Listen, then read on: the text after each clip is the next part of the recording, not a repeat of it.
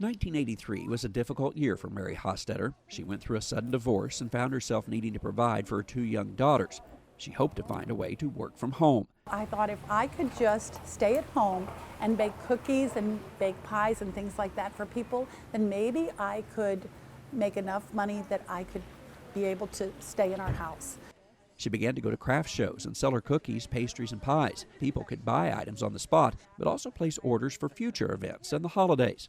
By the Christmas of 1984, I had orders for over 30,000 Christmas cookies that had to be made in my home. After the Christmas of 1984, she found a location in Kimmswick, Missouri, along the banks of the Mississippi River, where she could open a restaurant and bakery.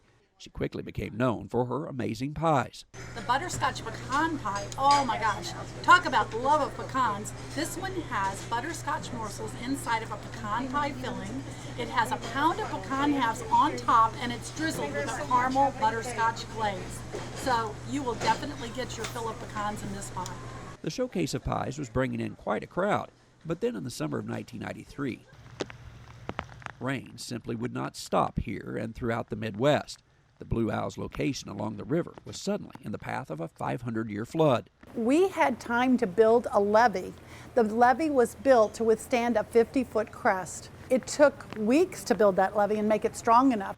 The water rose to 49.9 feet.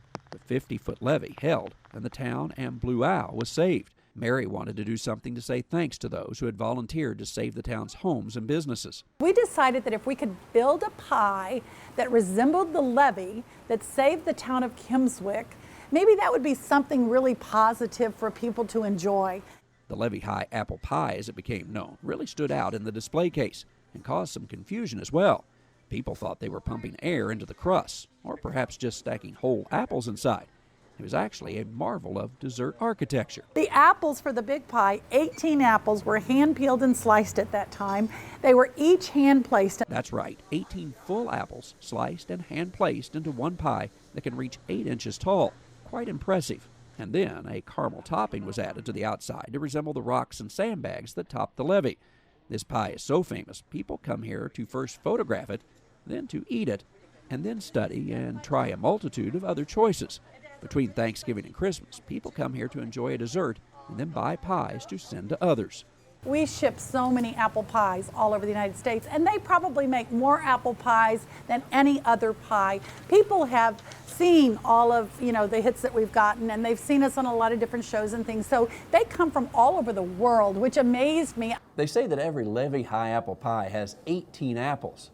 And that means this piece has over 2 apples. So instead of dessert, this is probably just a good, healthy meal.